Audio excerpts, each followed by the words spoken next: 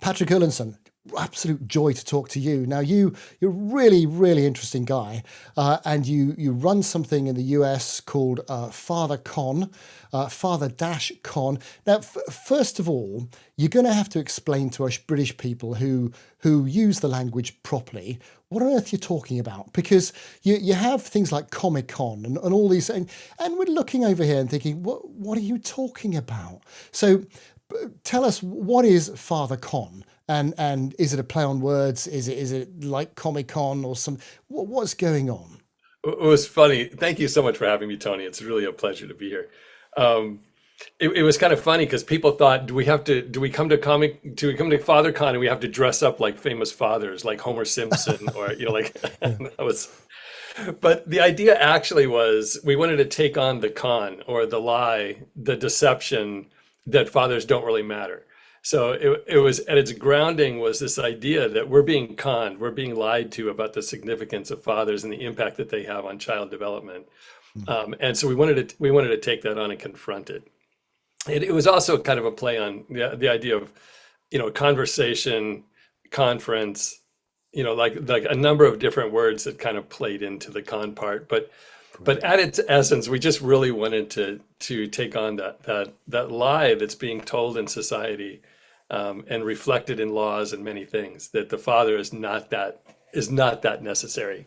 Yeah, expendable. And we've had it in our country for, well, ever since the Human Fertilization Embryology Act, I think it was 2004 or something like that, which, removed the need of a father from the birth certificate. Just not necessary. Whatever. And it's got worse since then. And in fact, we're in an environment now where we're removing terms like father and mother from all sorts of legislation and from healthcare, and well, actually, women can be fathers too, and all sorts of crazy nonsense, which leads from the kind of ideology you're talking about. You got Yeah. into it in a very interesting way. So before we talk a bit more about FatherCon and what it is, and the conference that you run and everything else like that, you got into it because you were involved with reaching out and helping with trafficked people, trafficked girls, and you then discovered, hold on, there's a bit of a link emerging here. So tell us a bit about that. That's exactly right. So, I mean, going back to when I first discovered human trafficking was, I took time off from teaching to work with the United Nations. They opened the refugee agency of the UN, UNHCR, opened an office in Los Angeles where I live. And it was right around the time of the Arab Spring. And this was, I mean, there were suddenly, a massive number of people that were displaced either in their own countries or, outside of their countries around Northern Africa, spreading up into Syria. And as we know, that was a total disaster. But there were about 42 million people were displaced suddenly with the Arab Spring. And so we would get field reports from the boots on the ground in different, in that area. And I remember there was this one day we were meeting and we got this report from one of the guys working in Egypt. And they discovered that a lot of these children who were escaping from the fighting in South Sudan, Somalia, some were coming over from Ethiopia, but they have to cross Egypt. They were trying to get to Israel because in Israel, they would allow refugees to come and give support to them. So these Bedouins would patrol the border and would look for these groups of especially unaccompanied minors, where you had children crossing the border. In many cases, they'd seen their parents already killed, and now they were trying to get to a safe place. And the Bedouins would invite them in. We'll take care of you. Eat, drink, and be merry. And tomorrow we'll take you up to the border. And then, unbeknownst to these people, the Bedouins would bring down a doctor from Cairo who would then drug them and remove their organs while they were still alive, and then bury Oh, them in the desert. And there was just something about the betrayal of children that just slammed into my heart. It was something I couldn't let go of. And I started researching everything I could find on how children were being exploited. I mean, it led me to child soldiers. It led me to all of these things that were happening. And then I met a girl here, who was trafficked at the age of 12. She was being sold for sex in gas station bathrooms, which, as a 12-year-old wearing cartoon character underwear, to men. And it just brought it home to just how much the exploitation of children was in our backyard and next door. And so I started doing everything I could find, looking at everything I could find to see how this was happening and how we could disrupt it. So I joined the Long Beach, one of the cities next to Los Angeles, with the Long Beach Human Trafficking Task Force. And then I took over the prevention subcommittee. And so that sent me on this course for 8 years, just looking at how do we prevent the vulnerability of children to being exploited. Um, I mean, I don't know. In the UK is maybe similar, but in America, we produce vulnerable children at an alarming rate. Oh yeah. There are so many children that are not anchored in a love or a sense of self-respect or self-worth that allows them to be easily manipulated, groomed, and then put up for sale here. So it started with this 8 years of prevention of human trafficking, and then seeing the intersection with fathers. And I think that was something that I found was grossly being overlooked to our detriment. And so we wanted to take that on, kind of head on and look at when there's a father present in the lives of children, they're much less likely to buy into the promises and the praise of someone who wants to manipulate them.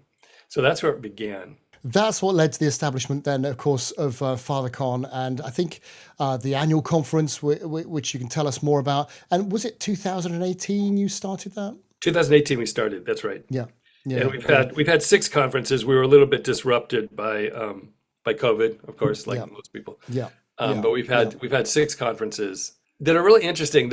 We have usually about 10 work breakout sessions, so covering a number of topics, everything from what derails men, like pornography, like these other elements that we need to really understand just how corrosive and corrupting internet pornography is. I mean, for many of us of my age, I mean, our first exposure was Playboy magazine, and that's a very passive, looking at naked bodies. What we have today is, 5 men on a woman and being exposed to an 8-year-old, and the devastation that wreaks on a child's brain and how they see themselves and how they see their own parents and how they see intimacy is really, really just destructive. So we started with, bringing about workshops like that. What is healthy fatherhood? But then also coupling it with things. These are things that may be preventing you from being the dad that your children need you to be.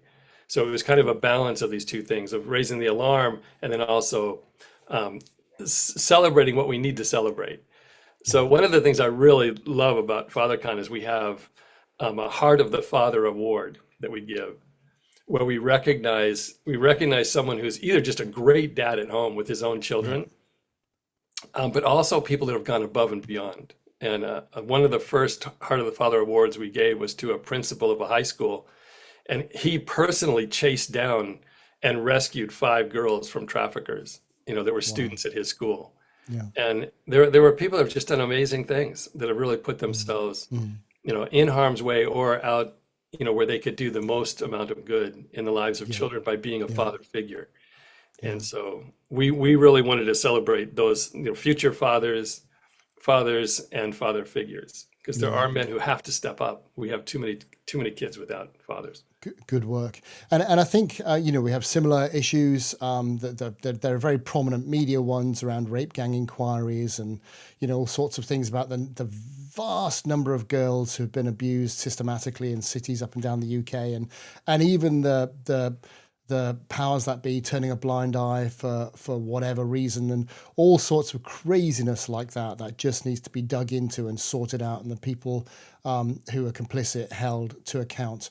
But you also look, and what I love about your work is you look at the social science, but then you also deal with human lives and real stories, and you speak to people who say, young girls who'll say, look, all I wanted was the love of a father, and I know, and that's all I was really looking for. Tell us a little bit about, so boys and girls, supply and demand.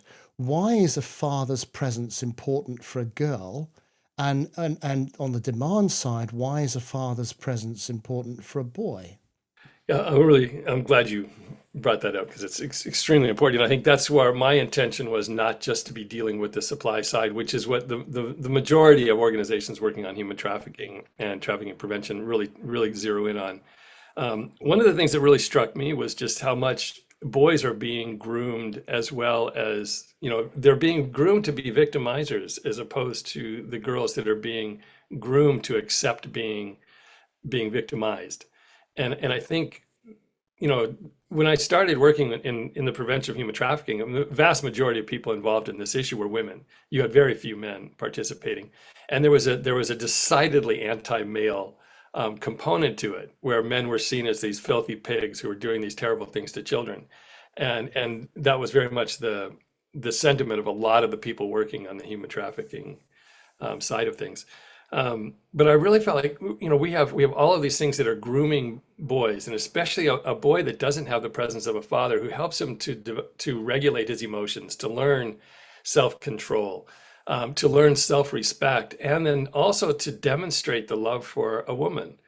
If you do not have a father who's demonstrating a love for his wife that boys can see, well, then they're getting their lessons from porn or from their friends or from those, forces that are not, with the best interests of that boy in mind.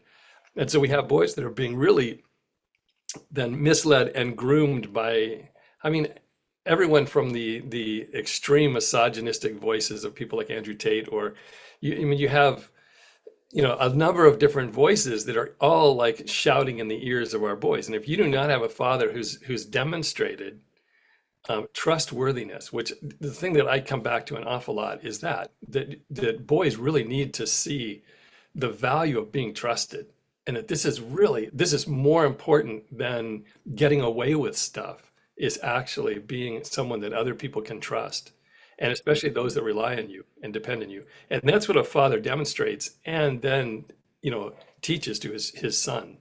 And that prevents them from buying this idea of I'm justified in my behavior. And so I'll get to the girls in a minute, but this point of entitlement, I think, is what really, I think, is at the heart of a lot of the commercial sex industry is I'm entitled to something that I don't have. And I use the Garden of Eden story a lot in this because I think it really shows this, God created everything, this incredible universe for us to grow and love and learn from and manipulate and use in so many ways, to enjoy and be fascinated by. I often use the example of my sister-in-law, my wife's sister, who she studies microscopic fish. And I think, I'd rather have teeth drilled than have to study microscopic fish. But she loves Well, it. I And mean, it's like, she says she does, of course, but no one else can see them. So she could just be making it all up, right? she seems to really enjoy it. But it's like there's something for everyone. And I think, my beliefs, God created this amazing universe with us in mind. And I think there's something, no matter how many billions of human beings were to come to exist, there would be something for each and every one of us to be thrilled by and inspired by and intrigued by, in the world around us. And so you look at the Garden of Eden story, it's like Adam and Eve were given everything. And then they're said, well, there's one thing, just don't go there. This one thing. And the temptation was, what? You didn't ask to be born. That's the one thing that's really going to do it for you. That's what's going to make your life complete. That's what's going to make you feel like God. It's like, just, he can't deprive you of that. He's keeping you from something that you deserve and something that's going to be really good for you. So just go for it. And I think if you look at this principle of, if I'm entitled to something and I don't have it, well, then there's someone to blame. And also, then I stop being grateful for the massive amount of blessings in my life, and I just start zeroing in on the thing that I don't have. And that leads to, if I'm the victim of deprivation, if I'm being kept from something I deserve, well, then it's okay for me to go take it. And so then there's this justification. So why is it okay for me to go pick up a 12-year-old and spend 20 minutes in the backseat of my car with her because my wife won't do these things to me that I've seen in porn? That this is it's feeding on this sense of entitlement, and I think nothing feeds entitlement like pornography, because I have no obligation to this person that I'm watching. I do not have to care about her feelings or her at all. It's everything is about what I get, my self-indulgence and my self-gratification. And the internet and social media really is an accelerant these days for that sort of stuff. It's you cannot. I mean, I'm quite fortunate, so I don't see very well, so I can't unless something's on a great big screen, which is a bit of a giveaway. I can't see stuff. So, I don't get to, but, I know it's there, and it's abundantly there because you get to it within 2 or 3 swipes of what you were looking at, and it's so obviously there. But then I love the idea of what you were talking about, and boys, and the concept that true fulfillment is found not in self-indulgence, but is on the other side of sacrifice and self-commitment. And that's where the true joy and fulfillment lies. And you learn that from a father who says, look, this is how I'm going to treat your mother. This is how I'm going to treat your sisters and your family. I'm going to sacrifice for you. And that's fulfillment.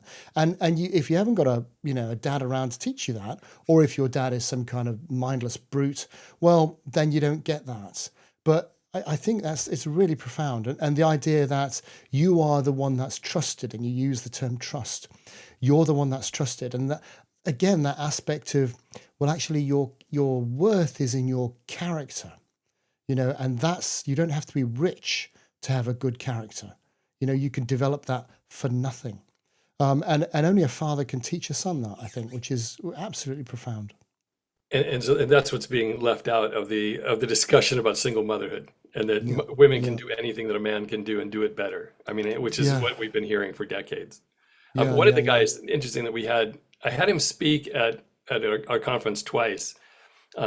He's from San Diego, and he's a former trafficker. So he didn't have a Wow. dad around. He and 6 of his friends all became traffickers because the guys with the bling bling, the guys with the money and the nice cars and the girls around him all the time were the traffickers down on the street Mm, corner. mm, And so these were the guys this group of young guys looked up to.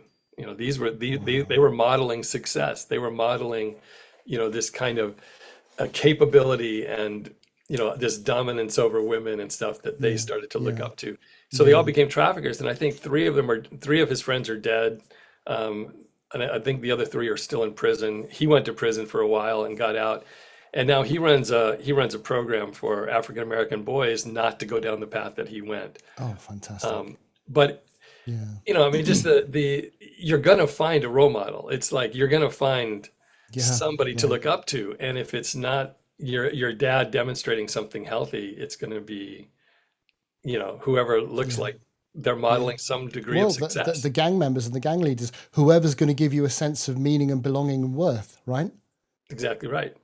Right. Because we're starved for that. I think boys especially, they really need a sense of purpose and meaning.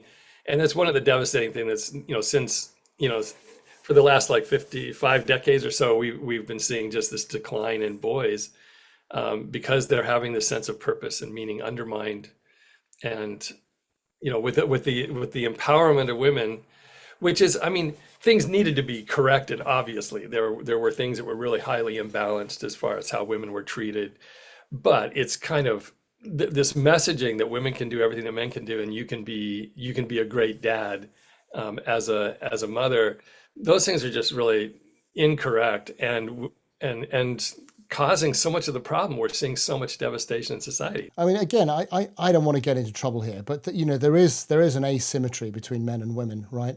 And we know that the men, for whatever, cannot gestate a child, cannot give birth to a child, and cannot then spend months rearing that child, and be in a vulnerable position so there is that asymmetry whereby women just need a level of protection and a level of, you don't have to be involved in that, because they're the only people who can do that.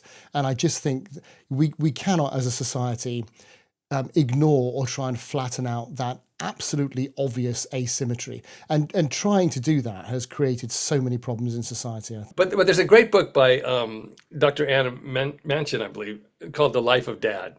And though she's an evolutionary anthropologist, but I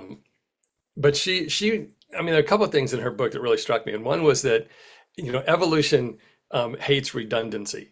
So there was absolutely no reason why we would evolve to the point where a mother and father were interchangeable. That just didn't make sense from an evolutionary standpoint. And the other is that, when we developed a prefrontal cortex, as the human species, as we developed a prefrontal cortex, which only exists in human beings, our heads became too big, and we had the gestation period had to be shorter, and so we had to be born in a shorter period of time than most other primates that are they pop out and they're able to run around and start eating for themselves. And um, so instead of our human babies popping out with a martini and a cigarette in their hand, they are 100% dependent on their mothers, which means that the mother then can't go hunt and gather and support herself. So the human father was born. And it's I think it's just fascinating that it was like with the coming of the prefrontal cortex, now you had the necessity of the human family with a father and a mother, protecting and raising the children came about. And so from her perspective, this is evolutionary. For me, it just looks to me an awful lot like the hand of God, but that's, my interpretation. And again, trying to iron out or ignore that, again, it's like, well, you're on a hiding to nothing because there are some biological absolutes. And it's the whole conversation about what is a woman, what is a, with the term woman, female describes the biological anatomy that is associated with a female. And therefore, you can't be born in the wrong body because that term describes, what your physical anatomy is. Just that's it. Come up with another word if you want to use the fact that you prefer things that are often preferred by people with a different anatomy. Well, it's a free world. You can go and do that. Let's not indoctrinate the kids, though. That's a whole other conversation, right? But so that's the talk. The talk about boys, and you're right. The idea, fathers teach restraint. They teach you when it's too far. Play fighting. You've gone too far. Stop. All that sort of stuff. You learn from your father's behavior towards your mother, how to treat women, all those sorts of wonderful things. And of course, marriage is the thing which statistically is most likely to keep a mum and dad together. And that's why, we recommend and promote marriage as such a great thing compared to cohabitation or any other serial monogamy or anything else like that. And we haven't covered the role in the house of non-biological males, which again is maybe a whole other conversation because that's quite dramatic. Yeah. I want to add two more things though that I think that we emphasize about the unique things that fathers provide. And one, there was a study, a 26-year-long study that showed that the father has a tremendous amount of influence over the children's development of empathy. And when I first saw that, I thought it was so counterintuitive that you would think that the mother is the one who's like imbuing this in the children, but the mother they see it in the mother, they witness it in the mother, but they learn it in the interaction with the father. And what the study showed was that there was nothing that came close to the interaction between the father and the child that actually encouraged them to develop a sense of empathy. So not just to see it, not just to know that it's there, and not just to be the beneficiaries of it, but actually to develop it in themselves. And the way that mostly happens is that fathers will allow things to go to a limit that no mother will. Fathers will allow things to go to a point where there is some degree of danger.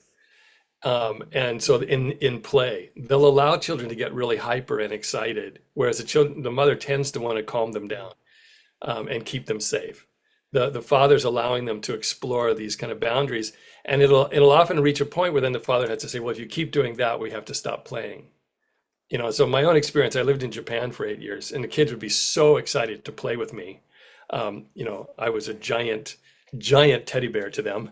But they would start pulling off my glasses, and it's like I can't have my glasses be broken. But so they would just get all excited. They'd be pulling on my glasses, and I'd say, "Wait a minute, okay, if you do that, if you take my glasses off, we have to stop playing now. And if you keep pushing down your little sister because you want all my attention, well, then we have to stop playing." And there's something in that where you're teaching not only boundaries, but you're also teaching that I have to be aware of how other people feel, or else I'm not going to be able to play. I'm not going to be able to get the thing that I want. And so they learn on a really practical level, that I have to be aware of how other people feel. And so I thought that was really fascinating. And then the other is that children develop a sense that they're worthy to be loved from the father. That they are loved is, that's already been happening since, hopefully, and in most cases, since conception, that the child has been bonding with the mother and experiencing the mother, physically, psychologically, spiritually, in all ways. But the father, not so much. There isn't this really close bonding. And so when the child is born, this guy gets down on his hands and knees and is playing with me and kissing me and holding me, and so the thing that's communicated then to that child, even very young, even an infant, is that I must be special for this guy to want to be with me like this. Whereas the mother, there's already the bonding happened, so there's already this security, in the environment, the atmosphere of being loved by the mother.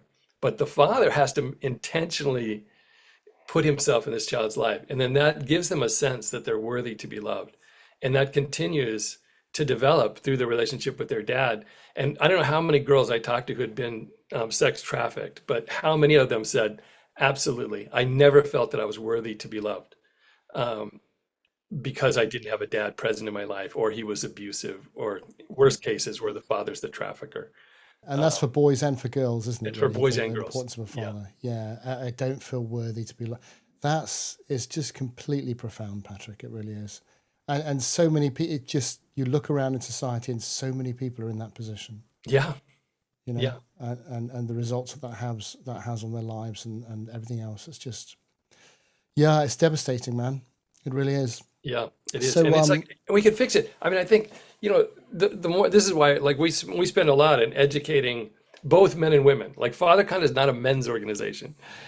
We really wanted it to elevate our understanding of fatherhood to both men and women, and to boys and girls, that they have something to look forward to other than what they're seeing in porn. They actually have this mystery and magic and wonder of being loved by another person, and being someone, who can return that love and return and have this mutually beneficial relationship that then produces children. And what a phenomenal thing that is, that we're entrusted with being able to love children. yeah, it's just super profound, and it's stuff that if you don't get when you're little, you're not, it's very hard to get over that later on in life. You're going to take it into your own relationships and your work and everything else like that. Um, yeah, and it has massive effects on society as we're seeing around us.